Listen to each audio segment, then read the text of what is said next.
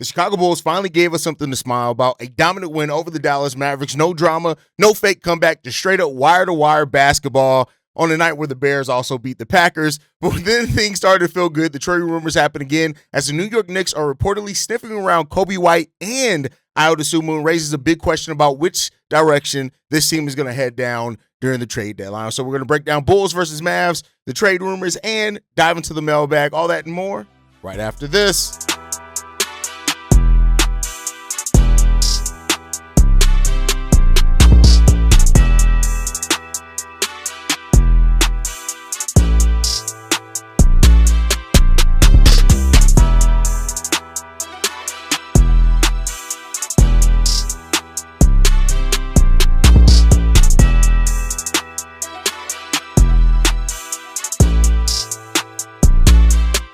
What's going on, Bulls fans? Welcome to another episode of Chicago Bulls Central, your number one spot for everything Chicago Bulls related. I'm the host, Eric Hayes, but more importantly, you guys can follow the channel at Bulls Central Pod on every social media platform we happen to be on. With that said, let's go ahead and get into this content today, y'all. The Chicago Bulls got a 125-107 victory over the Dallas Mavericks. This was a game where the Chicago Bulls led the whole way through, basically. They won every single quarter of basketball, and Buzelis outplayed Cooper Flagg on the night, on that night. So it's just a feel-good win for the Chicago Bulls, man. You need wins like this, especially after going on a little bit of a losing streak. The Bulls now find themselves back 2 games below 500 on this one. The Bulls won points in the paint, 68-48. Won fast break points, 38-8. They almost won bench points, 50-47. That didn't go the way of the Bulls, surprisingly, for once. But then, the Bulls just dominated all the way through, man. And they did what needed to be done in that game. And, we didn't go live after the game because the Bears playoff game was going on. We were live calling that. But this pushes the Bulls back to 18-20. In this game, you get Jalen Smith back in the game, who has 7 points and 9 rebounds in his 16 minutes. In return, Coby White's in the starting lineup. He scores 22 points off 15 shots as well, with 3 assists, 4 rebounds, and a steal to go along with some things. You got Trey Jones with 13, Buzelis with 15, Vučević with 15 and 12. 7 players scoring in double figures in this game. Ayo Dosunmu with 20 points off the bench, and Kevin Huerter with 13. It was the type of, just a game where the Bulls came in and they did not play down a competition or anything like that. They came out there, they competed, and they were able to win a basketball game. And it's good, especially as we get closer and closer to full strength. Jalen Smith's back now. Coby White's already made his return. Zach Collins should be back. We'll see. It's been some undisclosed things going on with his toe, so he's still out for an indefinite amount of time. So we're not really sure exactly on when he's going to be back. But Josh Giddey should be nearing his return more towards the end of next week, if all things hold true to that 14-day timeline they originally gave us. So things are starting to look up for the Bulls. And we know health has been a thing for the entirety of this year, and we'll see if it can get better for them. If it doesn't, whatever happens there. But for what it's worth, the Bulls came into this game. Again, everybody did their thing. Isaac Okoro even scored 13 points as well. You just came in and people knew, the players knew their role. They knew what they needed to do. They did it, and we got the dub and moved on. It's not very many games where the Chicago Bulls, every starter it has a positive plus minus. You just don't run into that a lot for the Chicago Bulls. And so, you want to take care of wins like you can in this, right? This has been a problem for the Bulls season. They don't always get wins against teams that on paper you should get wins against, but they took care of business. And they got a tough week ahead. Tuesday they take on Houston. Then Wednesday they take on the Utah Jazz, and we got games Friday and Sunday against Brooklyn. So, take that for what you will. Then you got the Clippers, Minnesota, Boston, Los Angeles, Indiana, 2 games against Miami, game against Milwaukee and Toronto, and then finish on Denver, right? So, that's where we're headed, right? That's where the season's headed. I told you guys, the Bulls kind of missed their golden opportunity, earlier in the year to take care of inferior opponents and kind of stack the deck for wins. They didn't do that. They came out of that losing all those games. So now the Bulls got to get it in the mud. And, they got it in this game against a Dallas Mavericks team where Cooper Flagg got held to 11 points that Cooper Flagg did, considering the things that Coop has been doing over the last couple of weeks as far as scoring-wise and stuff like that. It was good to see. It was good to see the Bulls. I know that this was a team we should beat. I want to be clear. They got 14 wins on the season, which I guess is only 4 less than the Chicago Bulls. But to come in, this type of win, you get it, you move on, you get to worry about the next opponent, and now the Bulls get a few days off to get even healthier, right? So we played yesterday on Saturday. We don't play again until Tuesday. So they get you a few days, get you 3 days of rest there that you can figure some things out, take the court Tuesday night, and let's see if we get any other players back on the court between now and then. So let me know what you guys think down below, though, on that Bulls win. What was the thing that stood out to you the most? Which player did you feel played the best game? Let me know how you guys feel on all of that down below. With that said, that gets us into the next topic. So we've been talking a lot of trade rumors. This is basically there's probably going to be a trade rumor segment on almost every other episode from now until the trade deadline. It's just that there are new rumors that pop up every single day. And now we got one that's kind of a reinvigoration of a former rumor, but just one that we haven't heard. I don't think, if I'm not mistaken, I don't think we've heard this interest from the Knicks since the offseason. But reportedly, the New York Knicks may be interested in both Ayo Dosunmu and Coby White to add them to the team to try to go on, of course, their championship run. The New York Knicks are a team that's playing pretty damn good in the Eastern Conference, right? Like, of course, are they living up to what they did last year? Maybe not so, especially when Boston's a little bit weaker, but they're still the second best team in the Eastern Conference. But as we talked about before, this trade deadline is going to be interesting because there are going to be a number of teams, especially in the East, with how close things are in the East, that are going to be looking to close the distance between teams above them or create more separation between the teams below them. And we've already heard that the Knicks were a team that was interested in maybe even Jose Alvarado, so that, they've already had some guards potentially on their market. This one comes from James L. Edwards of The Athletic, who did mention that the New York Knicks could be interested in adding the Chicago Bulls guards Coby White and Ayo Dosunmu. Now, what do the Knicks have that could even interest the Chicago Bulls? And after the trades that they made for Mikal Bridges and Karl-Anthony Towns, honestly, they don't have a lot of draft picks that they can offer. So that's just something that they just don't have out there. There's a lot of draft picks to offer. So then you're kind of looking at, all right, what on the roster makes sense for them to move that also makes sense that the Chicago Bulls would want. And that's the part where it gets a little bit harder to come up with because, yeah, you can say Mitchell Robinson. But will the Bulls view Mitchell Robinson as a long-term option? I mean, they could view him as, hey, this is the style of center that we want. I believe his contract expires at the end of this season, if I'm not mistaken. Let me double-check myself on that one. But I believe his contract does come up at the end of next season. And then if that does, that leaves you with an opportunity to take a look at a style of center. Yeah, Mitchell Robinson's contract is up at the end of this year. You get to look at that style of center, and then you have his bird rights to maybe retain him, something like that. So maybe, right? I do think that I have some concerns about Mitchell Robinson and his durability as a center that you can rely on. But much like I even said with Mark Williams, get you a center that's the style now, and then you can still try to find your center of the future while that guy's able to start right now. So that's a possibility in it with Mitchell Robinson. But then it's okay, are they looking to give up any of the guards that they currently have? That would mean, is OJ Anunoby? I doubt that. Mikal Bridges? I doubt that too, even though we've heard maybe some rumblings that could be it. Josh Hart? You can get me to Josh Hart with the tenacity that he plays. Well, you can sell me on a Josh Hart who's making $19 million this year, $20 million next year. But it really comes down to what are the Knicks really offering, and what are the Bulls really looking back if they were to move one of Coby White or Ayo Dosunmu? Like I said, the Knicks can't move their own first-round pick until 2032, I believe, is the first time they can move their own first-round pick. They just don't have the picks that just make sense for the team. So you got to think about that one. And we'll see. They have some of their own picks going out to Brooklyn, of course, with those trades.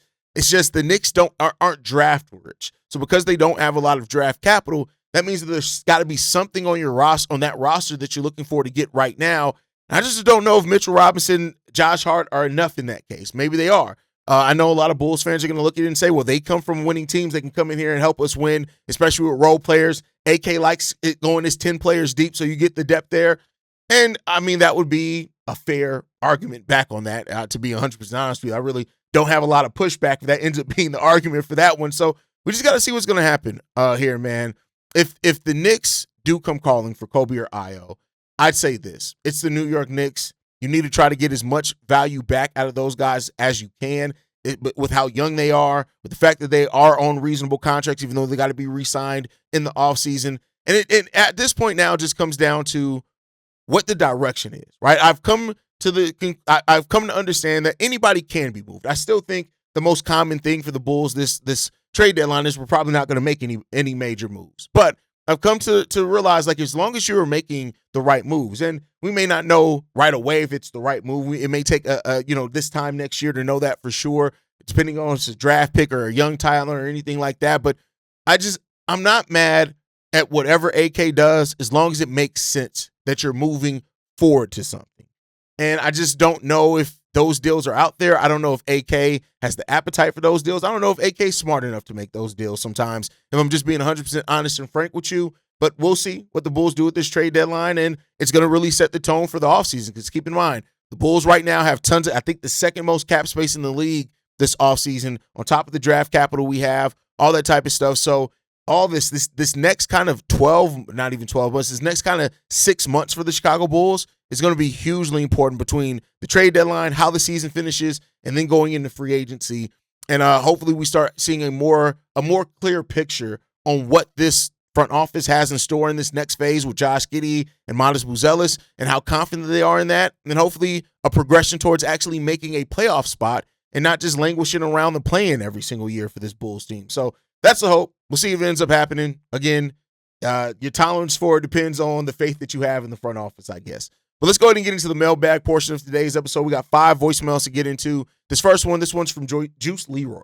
Yeah, what up, Hayes, man? This Juice Leroy is my handle on YouTube. I've been on your page for a while. But anyway, that's besides the fact. I want to know what you think about Trent Flowers, man.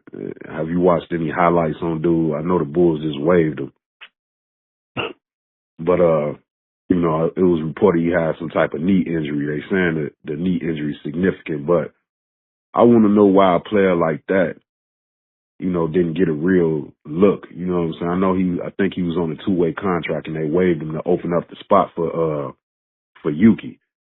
But, and they waived him for, I guess the knee injury. He hasn't played in a while.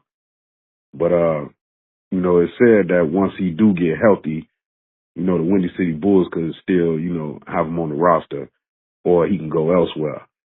But do you think the Bulls try to retain a player like that, or they just let him go? But I really think dude got some potential, and he got a lot of skill set that we could actually use on this team, man.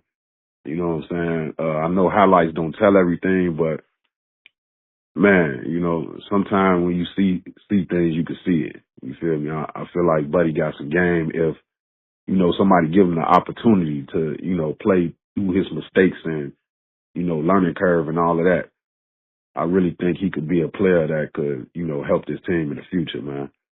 Let me know what you think about Trent Flowers, and if you think that it'd be a good idea for the Bulls to, try to retain a player like that and develop him. I mean, they developing people like Dalen Terry, and, come on, man. Dude seemed like he got a little more game than Dalen Terry, but I guess if he did, he'll be in the league, right? Anyway, just let me know what you think, man, and let me know if you think a player like that could help this team, and if the Bulls would be interested in retaining somebody like that. I'd say this about Trent Flowers just isn't that good yet. Like, you're right, he does have tons of potential, and that's why he was in the G League. And if the Bulls say that they are open to bring him back, they probably will be. We've seen it happen before. I mean, listen, it happened with Yuki, right? Like, Yuki got hurt, he had the blood clot, and then they ended up re-signing him again as soon as he was healthy. So, they've done that in the past too. They did that with not Julian Phillips, Justin Lewis, who we drafted in the second round or signed as a UDFA. I can't remember which one. And, he tore his ACL. They had to waive him, and then he came back. So we've seen that happen many times for the Chicago Bulls. Wouldn't be surprised if it happens again. Trent Flowers does have some potential, but as of right now, he hasn't put anything together consistently enough to look like an NBA player yet. And if the Bulls end up developing him through our G League system and it ends up working out, great. Other franchises have been able to do it. I'd love to be able to say that the Bulls can become one of those franchises that groom a talent in the G League and turn them into an NBA role player at the minimum. So we shall see there. But all right, let's get into this next one, man. This one is from Jerry. Hey, Hayes. How you doing? This is Jerry. You didn't like my idea about trading Giddey or White. That's okay. I didn't like that deal either. But that was just one way to skin a cat. Another way to skin a cat and I think is the best way, is keeping Giddey, White, Ayo, Trey, Collins, Herter, Jalen Smith, Modest, and Noah, and the rest of them, move them on.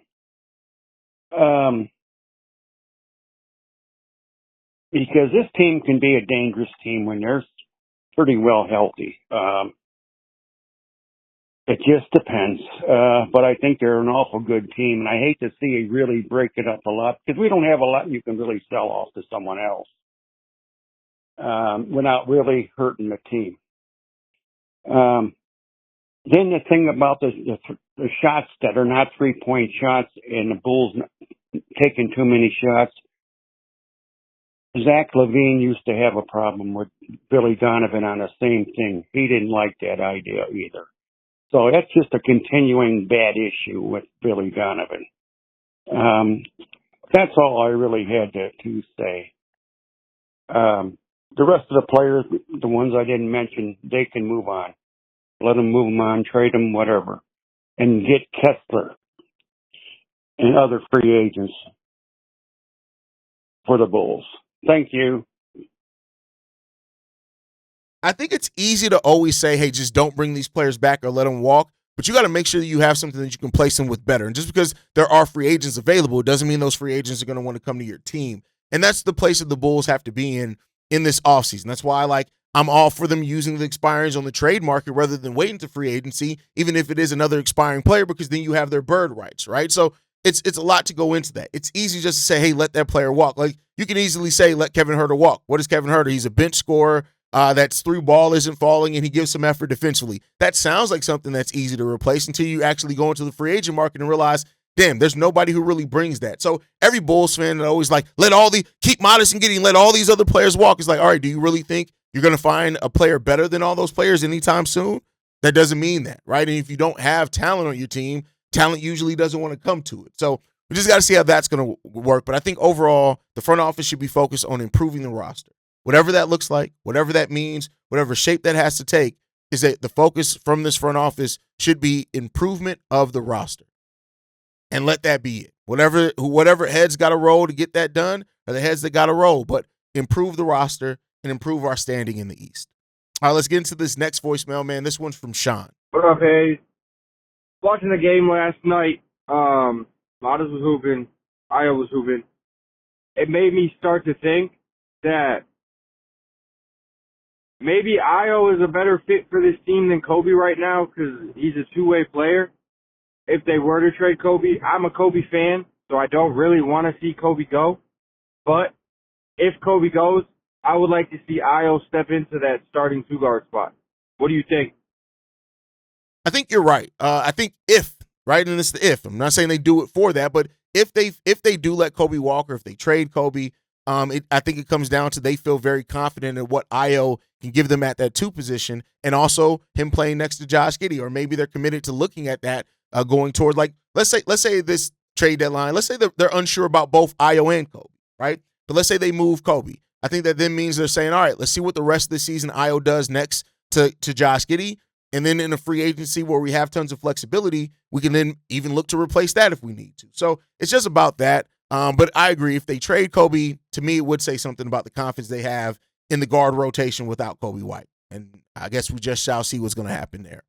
All right, let's get into this next one, man. This one's from Reginald. Hey, this is Reginald, calling after the win against the Mavericks. I'm not going to lie, I got upset more than a few times because of the unforced turnovers, stepping out of bounds, bad passes, just, dumb things that happen. Still glad for the win, but they're just, I guess, a better team. The Bulls would have lost that game, so no room for improvement. Also, the two players I like on the Mavericks that, who are realistic for the Bulls to get, and that's Najee Marshall and Daniel Gafford. Combined, I think they make like $26 million this year, and maybe 28 or more next year. The way I see it, if I was the Bulls, I wouldn't. I'd probably offer someone like Vučević and maybe either charity and a first round pick to get him. Despite Marshall not being a 3-point shooter, and Gafford is, just coming off the bench. But they add the toughness and reliability that you need. You need Gafford's defense and rebounding and shot blocking. And Marshall provides, scoring off the bench. But outside of those two, there's no one else on that team I want for the Mavericks, and that includes Anthony Davis, who is always hurt. As for other players that the Bulls might have a chance at getting, I like Portis. I like Robert III from Portland. And once you get past those two, it gets harder and harder to find good options. Maybe DeJounte Murray from New Orleans. But like I said, there's not a whole lot of options if the Bulls are buyers. If the sellers, hey, you got a bunch of expiring contracts. Only problem is, don't expect to get a whole lot of draft capital back for them. But what's your opinion? Should the Bulls be buyers that are realistic, or sellers and hope Julio place a bet on the future? Thanks. Okay, so you can always say do that against X team and you don't win against X better team, right? And sometimes that doesn't even hold true. It's basketball. It's sports. Anybody on any given day can win a basketball game, and that's what it came down to, right? Now, as far as the trade package, as you mentioned, I don't think the Bulls getting a lot back for Vučević, Terry, and a first-round pick. Even if you threw in, Patrick Williams there, I don't think that's enough to get Gafford back, in my personal opinion. But then again, I wouldn't want to give up a unprotected first-round pick to get Daniel Gafford either, because I think you can find a similar center that can do what he does statistically in the free agency. So, it really comes down to those things. The Bulls are probably going to be very protective of their first-round picks going forward, just because of how they didn't have full control over theirs. It's basically since they came here after the trade for Vučević. So I think that's something that if they're going to give an unprotected first, you better believe it's going to be in not just a fringe starter. It's going to be a damn good starter that they know for a fact can start for a few years for the team, and it's going to have value in the way that they want to play. So I think they're going to be a little bit more protective than you're giving them credit for with those first, but we shall see what's going to happen. Again, I'm not mad at Gafford. I just think it has to be the right deal. Let's get into this last voicemail for today, man. This one's from Shay. What's up, Hayes? This is Shay. Look, man, I've been here. Atlanta has high interest in Coby White, and the only person I may trade Coby White for when it comes to the Atlanta Hawks is if Asa Newell is in that trade package. Look, I know what a lot of people gonna say. Oh, he's their rookie. They're not giving him up. Look, if we got to give up one of our main scorers on the team, they got to give up something that they want. I know for a fact that they're not giving up nobody like a Onyeka Okongwu or none of that bullshit. And they ain't really got nothing and I know they keeping Dyson Daniels for the future. And you got to give something to get something. If the Hawks are offering us Asa Newell, that's when I would take that deal for Coby White. If Asa Newell is in the A package deal, that's the only way. I know for a fact the Hawks don't want to give up no first round picks, but hey, if they give up Asa Newell, I will most definitely do that trade for Coby White. That's just my opinion. Hey, you may not like it, but hey, I really don't care. Asa Newell, a guy who we should have probably drafted over Noah Essendon. Anyway, tell me what you think. Peace. You've been hearing? Nigga, let's be clear, bro. You read the same article we all got access to. But with that said, I will agree with you. If Atlanta comes calling for Coby White, and of course that means they're going to be looking to keep most of their core of their players. So those that are saying, well, we need to get Dyson Daniels, they're not giving up Dyson Daniels. He's too important to their core. They're not giving up Dyson Daniels. I tell you that right now. And then also, I know there's a lot of Aussie fans now, but let's be clear. Dyson Daniels is good, but he's again, his on-ball defense still, I know the steals are great, and I'm not saying he's a bad on-ball defender, but he's not a lockdown on-ball defender by any stretch of the imagination. I like Dyson Daniels, but I just think you can aim a little higher, but he is only 22 years old. He still has a lot of growing left to do. But if the Hawks come calling for Coby White because they feel his scoring is better fitted to next to Jalen Johnson than Trey's, then cool. But yeah, you're gonna have to come off something important, something needy. You're not just gonna get by on giving us expiring contracts. That's not gonna get you shit. Not here, in my personal opinion. But we'll see. But I like the concept of Ayo Dosunmu. And I don't know if we should have drafted him over Noah Essington. I know a lot of people are down on Noah because he got hurt, but I think Noah's going to be a really good two-way player when it's all said and done. It may take a few years, but I think he's going to be pretty damn good. Has more legit size than Ayo Dosunmu, but I'm not mad if we get Ayo Dosunmu back in the trade either. But that's going to do it for today's episode. As always, make sure you guys hit that like button, subscribe to the channel as well. Share this channel with every Bulls fan in your life as well. Also, I want to hear you guys drop your thoughts down below. Would you move Coby or Ayo if the Knicks called? Or are you riding this backcourt out and keeping both of them? If you guys want to be part of the show, of course, leave a voicemail and or text message. I'll tell you how to do that in a second. You guys can follow us at Bulls Central Pod. You send us any feedback, questions, comments, concerns, bullscentralpod@gmail.com. And lastly, if you want to leave a text message and our voicemail for the mailbag, the number to do so, 773-270-2799. We're the #1 spot for everything Chicago Bulls related, but that's thanks to you, lovely and beautiful people. And like I like to end every episode on, go Bulls. See red if you can, y'all. Peace. This has been a presentation of the Break Media.